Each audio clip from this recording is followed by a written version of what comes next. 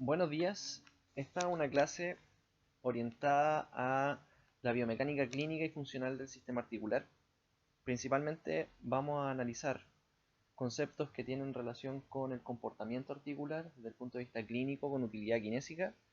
Y para eso vamos a partir desde la base, desde la osteocinemática y de la artrocinemática, tratando de ahondar en conceptos que inicialmente son bastante simples, pero posteriormente vamos a ir complejizándolos un poco para llegar hasta algunas nociones de los conceptos de estabilidad más complejos y terapéuticos que tienen relación con la biomecánica articular. Como objetivos de la clase tenemos analizar los conceptos clásicos que se relacionan con la estructura y la función del sistema articular. Vamos a ver principalmente los conceptos de osteocinemática y artrocinemática en relación a esto.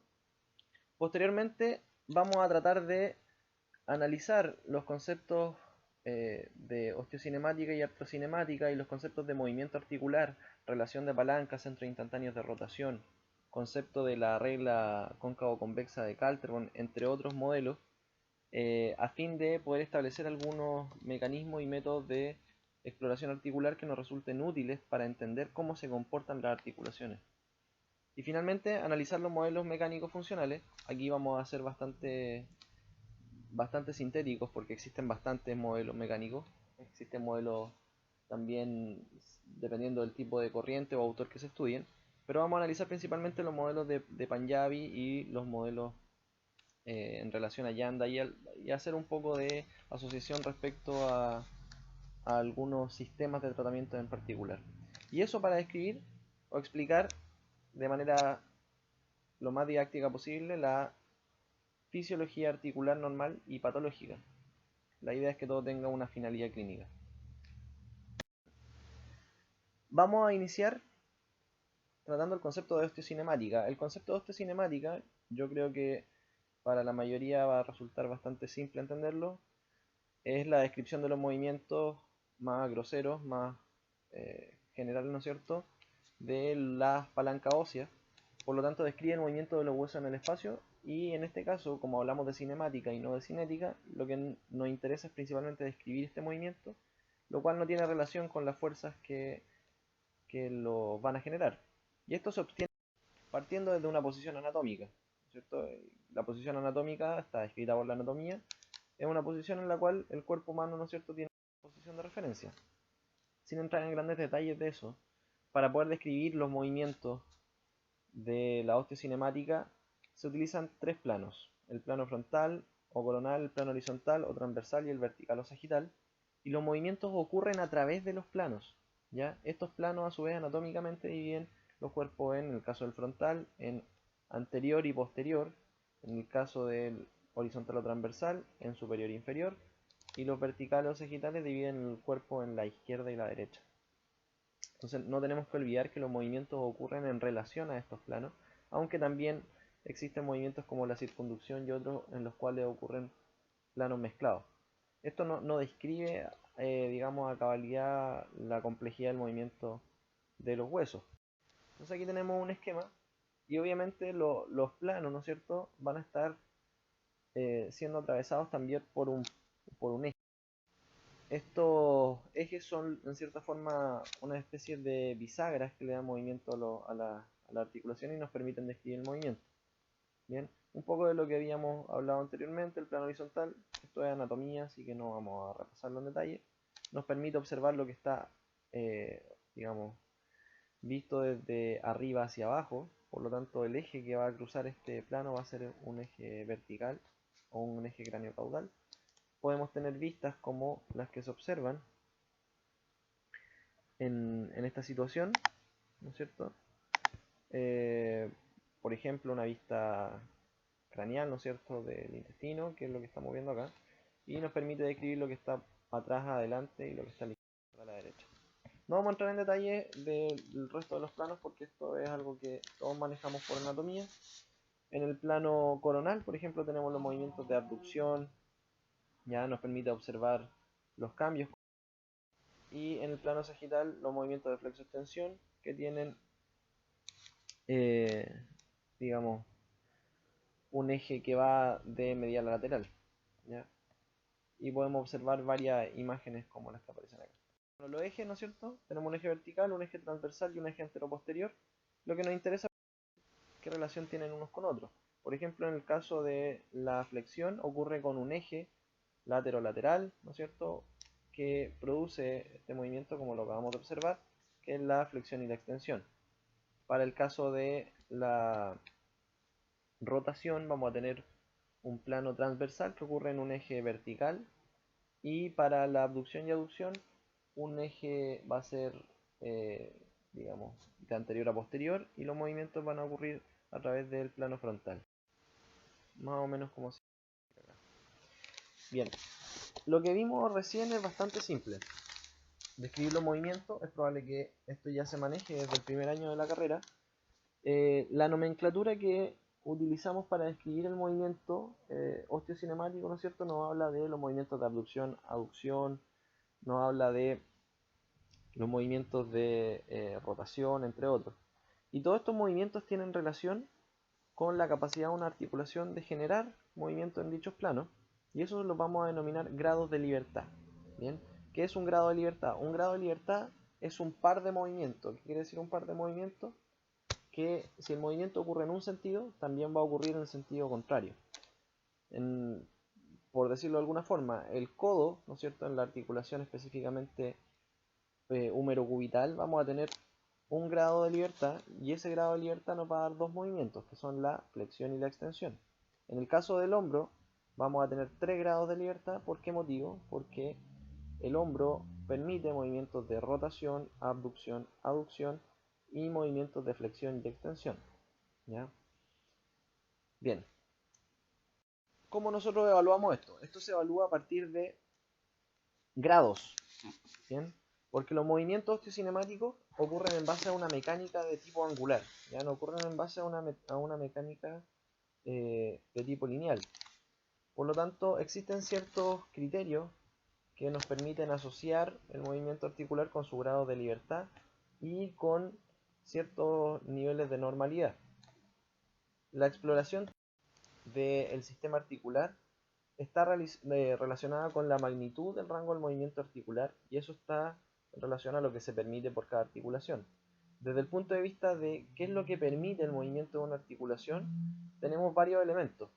El primero es el elemento estructural, que tiene relación con las superficies geométricas articulares, quiere decir la superficie de contacto de un hueso con otro, y el grado de contacto que tiene un hueso con el otro. Ese nivel de contacto, cuanto menor sea, va a tender de mayor manera a generar mayor capacidad de movimiento. Y también va a tener relación con la geometría, por ejemplo, si es más circular o es más plano. Lógicamente, si existe poco contacto, pero la superficie es plana, no nos va a permitir grandes grados de movimiento, o no va a tener muchos grados de libertad, porque solamente va a permitir movimientos de traslación. Pero si la articulación tiene una geometría más circular, va a permitir movimientos en todas las direcciones, y va a tener probablemente los 3 grados de libertad, como es el caso del hombro y de la cadera. Estos casos son específicos para cada articulación y se pueden realizar desde el punto de vista mecánico, ¿no es cierto?, mediciones que permiten estimar los grados de congruencia articular, y en base a esos niveles de congruencia articular, la capacidad de movimiento de esto. Desde el punto de vista clínico, ¿qué es lo que nos interesa a nosotros? Las articulaciones pueden sufrir modificaciones con el tiempo, principalmente debido a procesos degenerativos. Por lo tanto, la arquitectura articular puede modificarse limitando estructuralmente, estamos hablando del sistema óseo, la geometría articular, y eso puede limitar la movilidad articular, así como también puede ocurrir en el caso inverso, en ciertos casos de traumatismo, etc. Bien, los elementos periarticulares, que son cápsulas articulares, ligamentos, meniscos, entre otros, también van a tener un rol preponderante en la capacidad de las articulaciones de moverse, pero eso lo vamos a ver más a continuación. La exploración osteocinemática, ¿no es cierto?, se realiza por medio de la goniometría, que es una técnica que tiene que realizarse, digamos, y revisarse desde el punto de vista kinésico, está bastante estandarizada. En la artrocinemática, también un concepto básico, ¿no es cierto?, para entender el movimiento articular. Y la artrocinemática se va a definir como el movimiento íntimo entre las superficies articulares. Bien, la artrocinemática describe entonces la movilidad intraarticular, dada por los segmentos óseos que van a constituir las palancas. Las relaciones, ¿no es cierto?, entre estas carillas van a determinar el tipo de movimiento artrocinemático y vamos a describir principalmente los movimientos que se dan entre el segmento móvil respecto al segmento fijo. Para esto vamos a tener tres movimientos principales. Algunos textos hablan de más de tres, pero los generales son tres y los que nos interesan para efectos prácticos. La rotación, giro o spin, es un movimiento de giro. Por lo tanto, este movimiento ocurre principalmente cuando la articulación es congruente. Estamos hablando de articulaciones tipo trocoidal o articulaciones que tienen un alto nivel de congruencia articular, que no necesariamente está dado por el solo contacto de superficie ósea. ¿Ya? Si nosotros miramos anatómicamente la articulación la articulación radiocubital proximal, nos vamos a dar cuenta que el contacto óseo es bastante pequeño, pero está asociada a un ligamento, ¿no es cierto?, que es el ligamento anular, que complementa y completa, ¿no es cierto?, la congruencia articular, permitiendo que esta articulación tenga primariamente movimientos de giro. Así también como ocurre en la articulación atlanto-odontoidea, entre la odontoides y el atlas, la cual permite, ¿no es cierto?, que la odontoide gire sobre el atlas y esta genera un movimiento principalmente de giro. ¿Ya? Eso va a determinar, ¿no es cierto?, la congruencia articular desde el punto de vista ligamentoso. Por lo tanto, se ocurre, ¿no es cierto?, en articulaciones que son principalmente congruentes. Como les dije, no es necesario que la congruencia sea ósea. La congruencia puede ser de carácter ligamentoso. Asimismo, también se puede perder. Mientras más congruente, más rotación o giro va a tener. Mientras menos congruente, va a tender a tener más movimiento de tipo desplazamiento o de tipo rodadura. El giro entonces ocurre sobre un eje, y ese eje por lo general se ubica en el punto o en el centro geométrico de la articulación, la cual gira sobre sí misma, teniendo contacto articulación fija respecto de todos los puntos de la articulación móvil. Si tuviéramos que describirlo entonces en relación a la superficie móvil y la superficie fija, como lo habíamos dicho anteriormente, la definición correcta sería que la superficie móvil o los puntos de la superficie móvil toman contacto con un solo punto de la superficie fija de contacto. Bien. El movimiento de rodar. El movimiento de rodar es un movimiento que ocurre cuando se contacta un punto de la carilla articular del segmento fijo en relación igual, ¿no es cierto?, con cada punto de la carilla móvil. Por lo tanto, tenemos contactos articulares entre distintos puntos que van a tener una relación de 1 a 1.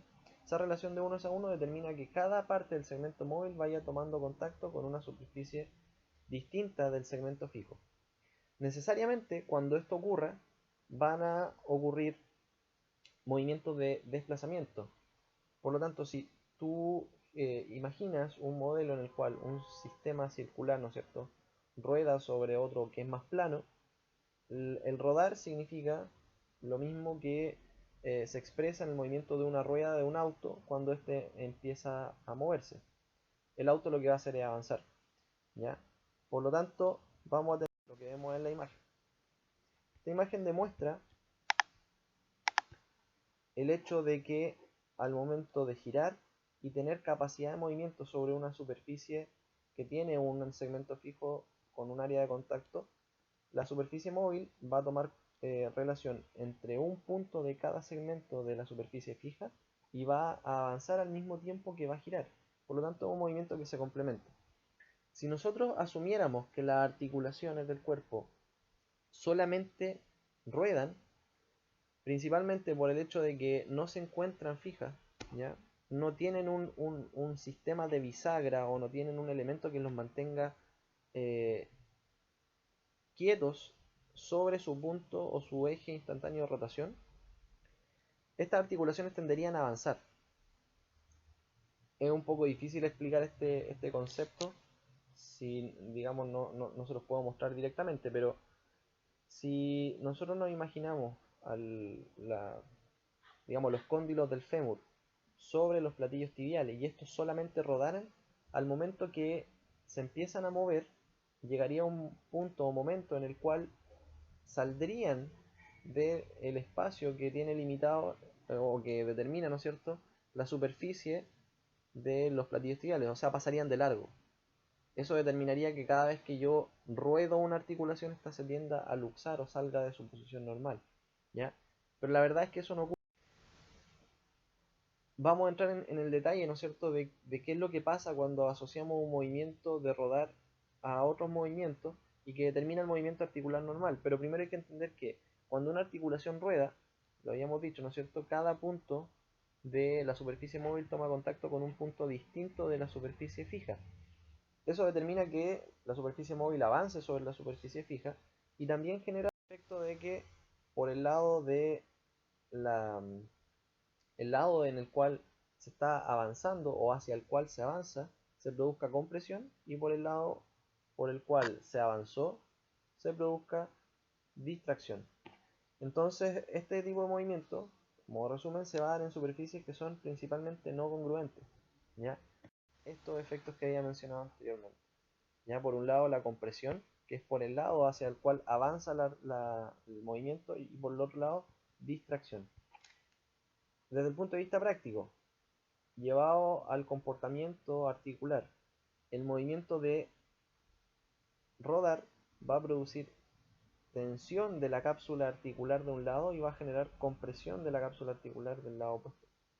Y eso es extremadamente relevante porque va a tensar estructuras de un lado y del otro.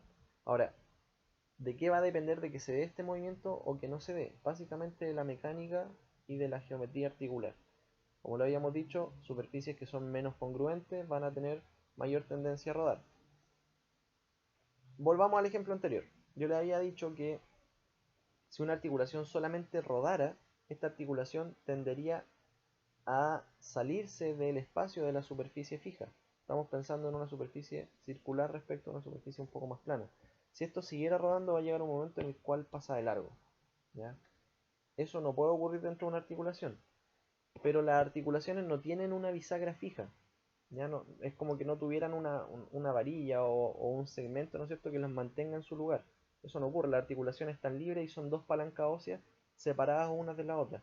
Entonces, ¿qué es lo que determina que esta articulación no salga del espacio determinado por la carilla fija, que es la que no se mueve? Básicamente, el deslizamiento o el movimiento de traslación. Este movimiento de traslación va a poner en contacto un punto de la carilla articular móvil con distintos puntos de la carilla articular fija y va a determinar de que el cuerpo se mueva, ¿no es cierto?, en un sentido de deslizamiento que es un movimiento de carácter lineal, ya no es un movimiento de tipo angular. Bueno, aquí hay algunos elementos que son un poco contradictorios.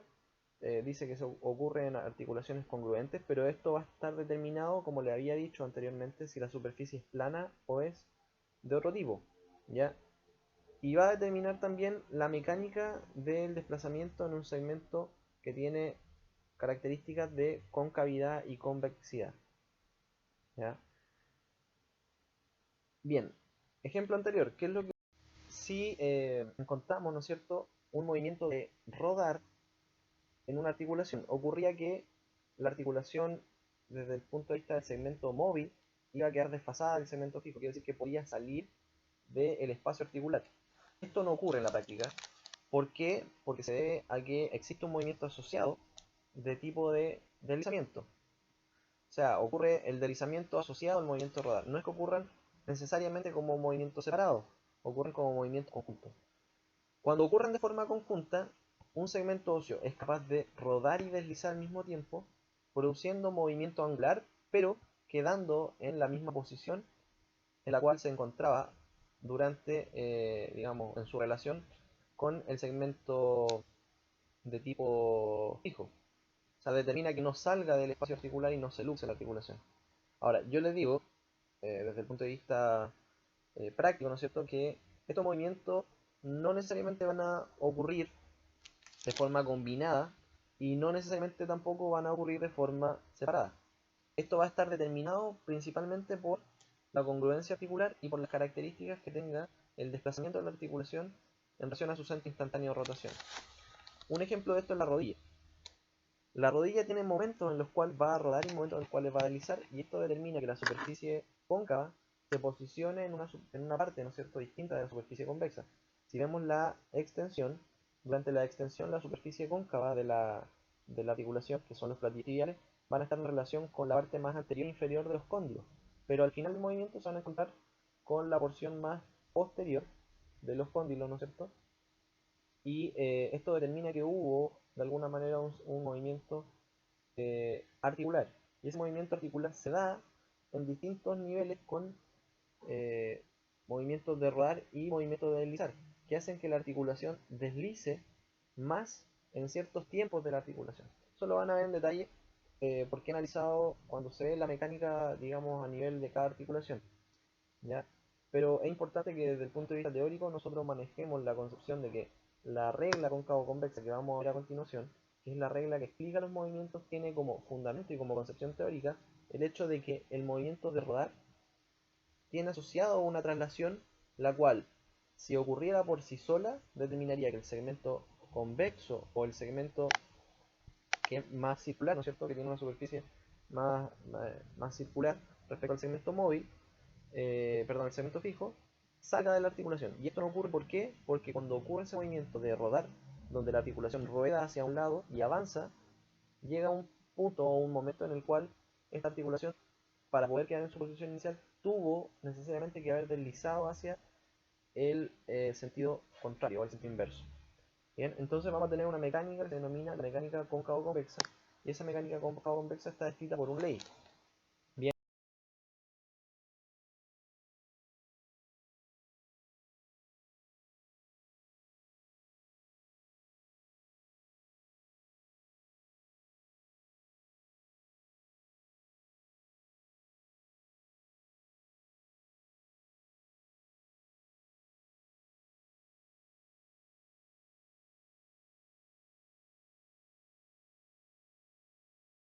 esta ley es la ley cóncavo-convexa o la regla cóncavo-convexa, que fue descrita por Kaltenborn cerca de 60 años en el pasado aproximadamente, y es una herramienta que nos sirve a nosotros como terapeutas para entender y describir el movimiento tanto desde el punto de vista mecánico como desde el punto de vista clínico.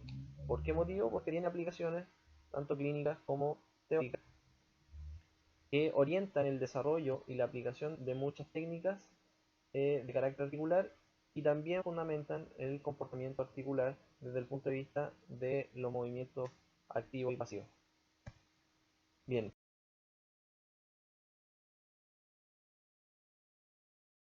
la regla cóncavo-convexa. La regla cóncavo-convexa nos dice que cuando nosotros observamos las superficies articulares desde el punto de vista de la superficie convexa, en este caso aquí tenemos la superficie convexa, cuando un movimiento de rodar ocurra en un sentido, el movimiento de deslizar tendrá que ocurrir en el sentido inverso. Esto se asemeja de forma clara con el modelo que vimos anteriormente cuando les explicaba, ¿no es cierto?, lo que ocurría con la artrocinemática del rodar. Si la articulación o el segmento móvil más bien rodaba en un sentido, necesariamente iba a tener que desplazarse como la rueda de un auto, pero no puede salir de la superficie fija o de la superficie fija. Por lo tanto, para que eso no ocurra, lo que va a hacer es deslizar hacia el lado contrario. Bien, eso es descrito desde el punto de vista de la superficie convexa. Desde el punto de vista de la superficie cóncava, el deslizar y el rodar ocurren en el mismo sentido, ¿ya? Esto, digamos, es bastante simple de entender y no hay mayores complicaciones. Y se debe principalmente a que la superficie convexa, en este caso, funciona como un punto fijo, por lo cual, si yo analizo la superficie convexa en relación a la superficie cóncava, cuando la superficie cóncava se mueva, necesariamente va a tener que deslizarse o tener que cambiar de posición en relación a la superficie convexa. Eso quiere decir que la superficie convexa en este segmento, si se queda quieta, cuando se mueva el segmento cóncavo va a necesariamente quedar en una posición distinta de la superficie convexa o tomando contacto con una superficie distinta. Como les mencionaba anteriormente, esto tiene un trasfondo que es más bien de un modelo teórico, ¿ya? Por lo tanto, los fundamentos, los cuestionamientos que podamos tener al respecto son bastante complicados de evaluar y son reglas o conceptos que se evalúan constantemente a la luz de la evidencia que se va obteniendo. Pero desde el punto de vista mecánico, las explicaciones que he entregado hasta el momento son lo más convincente respecto a al porqué del modelo, ¿ya? Recordemos que las superficies articulares van a tener estos movimientos cuando existan ciertos grados de falta de congruencia. Y en este caso hay articulaciones que no son 100% congruentes. Un ejemplo de eso, ¿ya? Es el movimiento que ocurre sobre una superficie ósea. Yo les dije, por lo general son superficies no congruentes. Si nosotros analizamos cada uno de los planos de dicha articulación, la articulación va teniendo puntos de contacto que son distintos en relación a la superficie cóncava. ¿Qué determina esto? Esto determina que cuando una articulación gire respecto de la otra, el punto de giro en el cual ocurre el movimiento se desplace. Ese punto de giro se denomina el centro instantáneo de rotación. Y el centro instantáneo de rotación toma relación con las superficies articulares, principalmente con las superficies convexas, que determinan el hecho de que existan movimientos de carácter angular o movimientos de carácter rotatorio. Ahora, si el centro instantáneo de rotación fuera un punto fijo, quiere decir que tuviéramos un solo punto o un solo eje instantáneo de rotación, el movimiento angular se daría como un movimiento rotatorio perfecto. Por lo tanto, no encontraríamos un movimiento de deslizamiento. Sin embargo, como las superficies articulares no son congruentes, vamos a tener que el movimiento rotatorio ocurre en zonas distintas que determinan que las articulaciones queden en posiciones distintas. Como les había dicho antes, un punto de una articulación contacta con otro punto distinto, lo cual puede ser incluso bastante asimétrico. Eso determina un desplazamiento del centro instantáneo de rotación. Si ocurre un desplazamiento del centro instantáneo de rotación, que era este punto de giro sobre el cual se mueve la otra superficie, vamos a tener necesariamente que existe una discrepancia entre el movimiento de deslizamiento y el movimiento de rodadura. Por lo tanto, la articulación está rodando y deslizando, pero con momentos de deslizamiento distintos de los movimientos de rodamiento. Por lo tanto, se dan situaciones en las cuales la mecánica es acoplada y no acoplada. ¿Qué quiere decir eso? En un momento la articulación rueda, en otro movimiento desliza, en otro movimiento la articulación rueda y desliza, y en otro movimiento solo desliza. Por lo tanto, se pueden dar como movimientos separados, ¿ya? Cuando esto ocurre, vamos a tener desplazamiento del centro instantáneo de rotación y necesariamente se asocian a deslizamientos artrocinemáticos.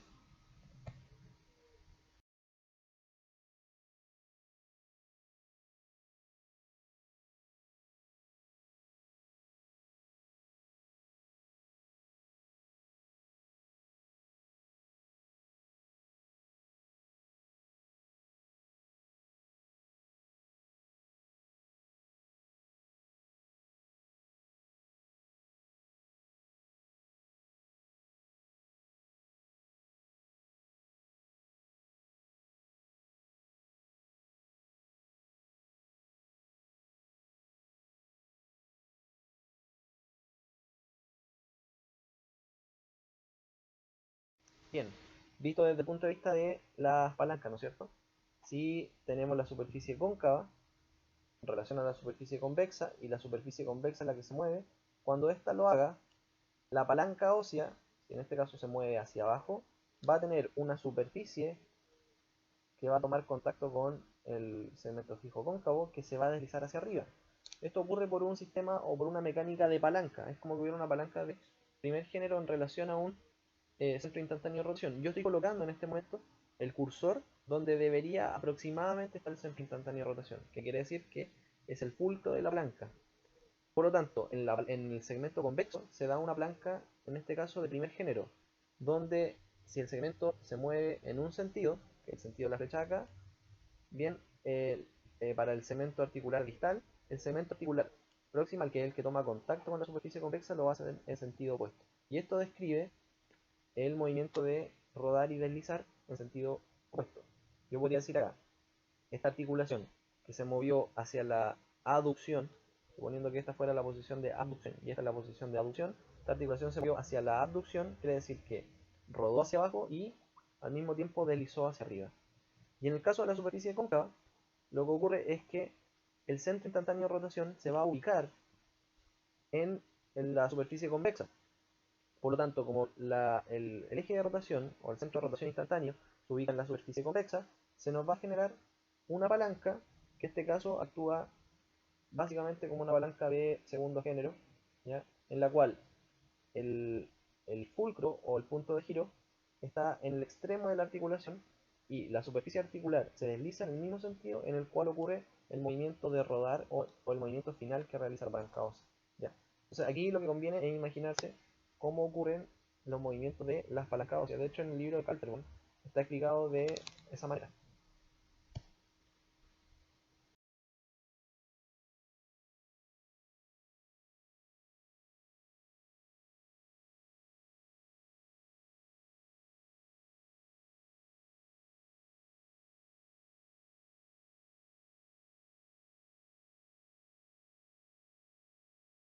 Ahí está, ¿no es cierto? El centro instantáneo de rotación, como le había dicho, se ubica en la superficie cóncava y esto determina que el rodar y deslizar ocurran en el mismo sentido perdón, el centro instantáneo de rotación está en la superficie convexa y esto determina que el rodar y deslizar ocurra, ¿no es cierto?, en la misma dirección para la superficie cóncava.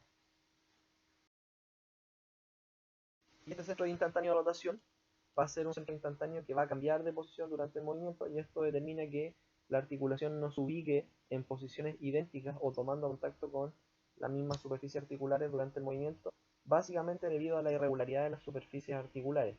Esto va a determinar, como lo habíamos dicho anteriormente, la diferencia de los movimientos de deslizar con los movimientos de rodar, que pueden ocurrir asociados, rodar y deslizar al mismo tiempo, o deslizar en un momento y rodar en un tiempo distinto.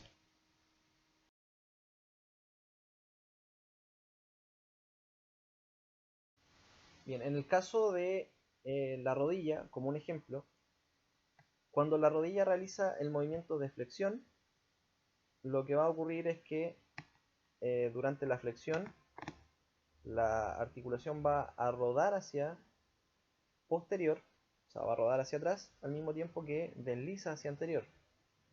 Y en el caso de el movimiento de extensión, lo que vamos a tener es que rueda hacia adelante y desliza hacia atrás. Esto visto desde el lado de la superficie convexa.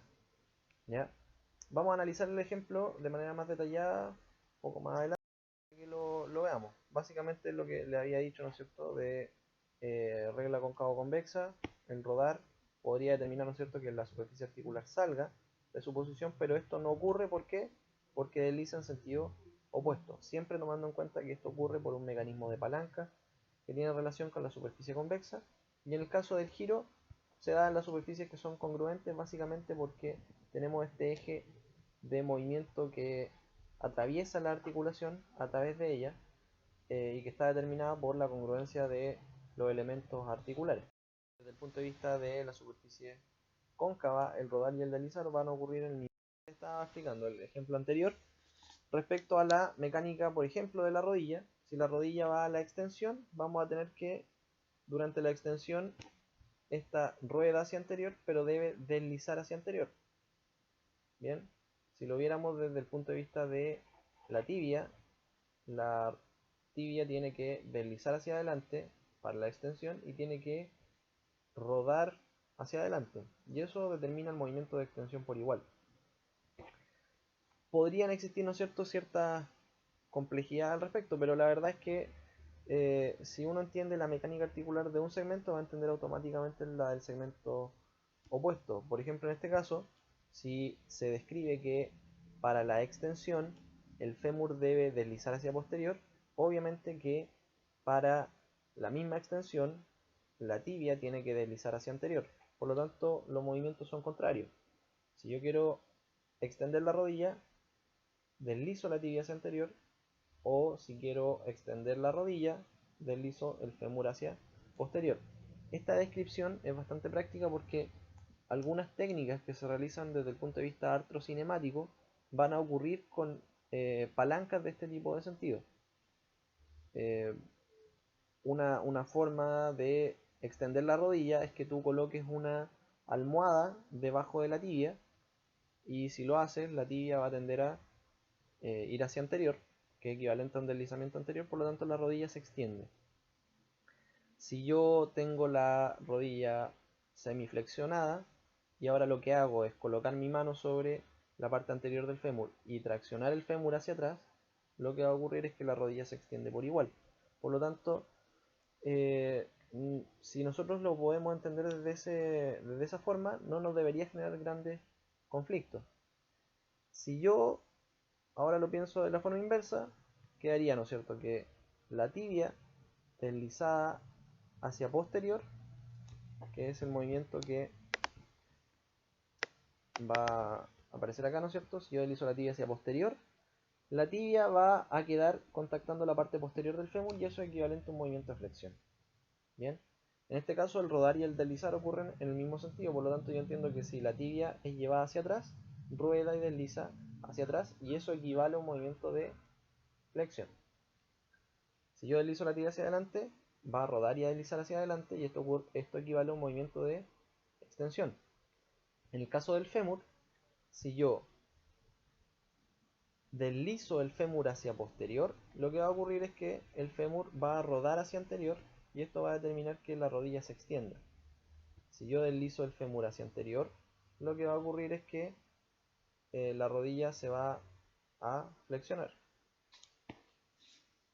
Bien, lo ideal es que estos ejemplos se analicen de forma práctica.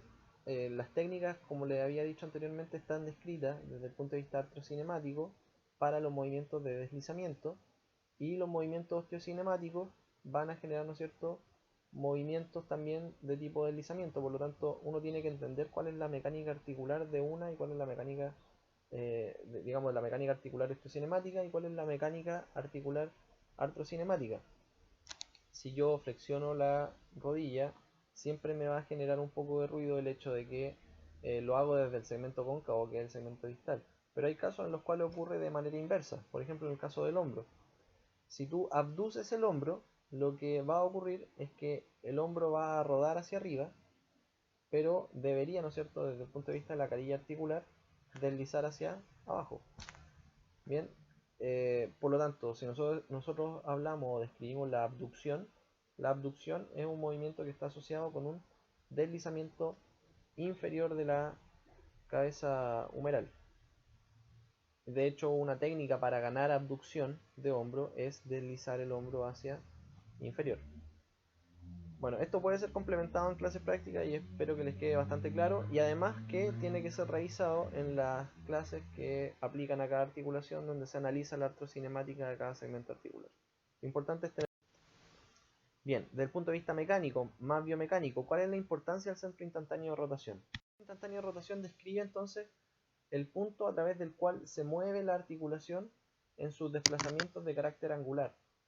Por lo tanto, una articulación que tiene un movimiento normal debería moverse de forma normal y su centro instantáneo de rotación debería encontrarse en relación a puntos relativamente normales, siempre en relación a la congruencia articular. Tenemos el ejemplo presentado en la imagen, ¿no es cierto?, que está escrito por Barduk. Es un texto de columna, ¿no es cierto?, en el cual habla del movimiento de una vértebra. Si el centro instantáneo de rotación se mantiene estable, la vértebra tiene que moverse en relación a ese punto o eje de giro, el cual en algunos casos incluso puede ser móvil. Las articulaciones, como les había dicho, tienen puntos o centro instantáneo de rotación que pueden ir cambiando dependiendo del tipo de articulación y de las congruencias articulares y otras características propias de dicho segmento. Es importante estudiar lo que ocurre desde el punto de vista patológico. Como kinesiólogos nosotros tenemos que conocer la biomecánica normal. Y la biomecánica normal determina que en algunas articulaciones los centros instantáneos de rotación se desplacen o se mantengan fijos. Eso tiene relación con la normalidad para cada articulación. Sin embargo, una característica clásica de los desplazamientos patológicos es que el centro instantáneo de rotación no se va a encontrar en los lugares en los cuales se debería encontrar de forma normal. ¿Qué quiere decir esto? Si el centro instantáneo de rotación antes era este, en un paciente con problema, ¿no es cierto?, en este caso de columna, viendo desde el punto de vista patológico, va a tener un centro instantáneo de rotación que se va a encontrar dentro del movimiento en distintas posiciones, haciendo un trayecto más o menos como el que se ve acá.